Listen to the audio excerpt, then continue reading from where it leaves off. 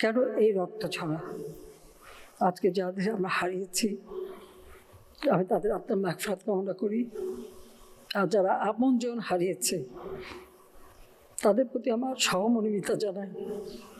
কারণ আমি নিজে দেখেছি, এখনো বহু, এমনকি কালকে একটা ছোট শিশুকে পর্যন্ত দেখলাম।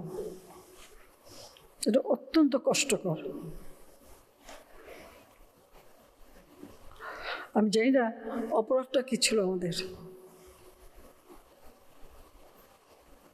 যে ইস্যুটা নেই সেটা নিয়েই আন্দোলনের নামে এই ধ্বংসাত্মক কার্যকলাপগুলি, দেশের অর্জনকে নষ্ট করা, আন্তর্জাতিকভাবে বাংলাদেশের ভাবমূর্তি নষ্ট করা। কে কি অর্জন করলো সেটাই আমার প্রশ্ন। আমার কাছে ক্ষমতা তো ভোগের বস্তু না। আমি তো আয়াস আরাম করার জন্য ক্ষমতা আসিনি। আমি দিন রাত অক্লান্ত পরিশ্রম করেছি বাংলাদেশটাকে একটু উন্নত করতে, এবং সেটা আমি সফলভাবে করতে পেরেছি। আজকে বাংলাদেশ বিশ্ব উন্নয়নের রোল মডেল। সেই মর্যাদাটাকে কেন নষ্ট করা হলো, সেটা বিচারের ভার আমি আপনাদের কাছে, দেশবাসীর কাছেই দিচ্ছি। আমি জানি বারবার মৃত্যুর মুখোমুখি হয়েছি। গুলি, বোমা, মিটিংয়ে বোমা পুঁতে রাখা, সরাসরি গুলি, গ্রেনেড হামলা করে মারার চেষ্টা বহুবার আমাকে এই পরিস্থিতিতে পড়তে হয়েছে 81 সালে বাংলাদেশে আসার পর। আমি তো জীবনের পরোয়া করিনি। দেশের জন্য কাজ করতে হবে, দেশের মানুষের ভাগ্য পরিবর্তন করতে হবে, দারিদ্র্যের হাত থেকে দেশকে মুক্ত করতে হবে। একটি মানুষও ভূমিহীন গৃহহীন থাকবে না, তাদের বিনা পয়সায় ঘর দিতে হবে।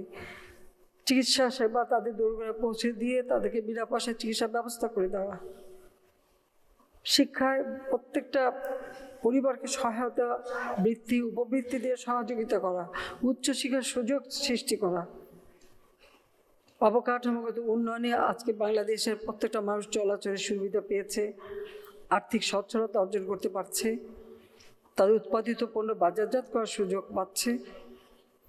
তো সেই সময় এই ধরনের একটা ঘটনা ঘটিয়ে একদিকে বাংলাদেশের উন্নয়নকে পিছনে ফেলা, আর একদিকে কতগুলি মায়ের কোল খালি করা।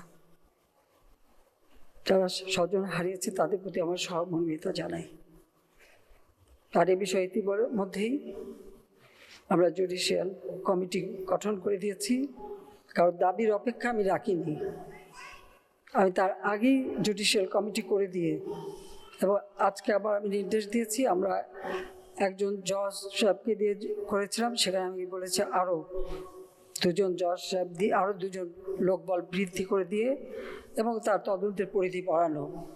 সেই সঙ্গে আমরা জাতিসংঘের কাছে আবেদন করেছি যে আমরা আন্তর্জাতিকভাবে বিভিন্ন সংস্থা আছে, বিশেষ করে বিদেশে, তাদের কাছে আমরা সহযোগিতা চাই যে এই ঘটনার যথাযথ সুষ্ঠু তদন্ত এবং যারা এর সঙ্গে দোষী তাদের সাজার ব্যবস্থা।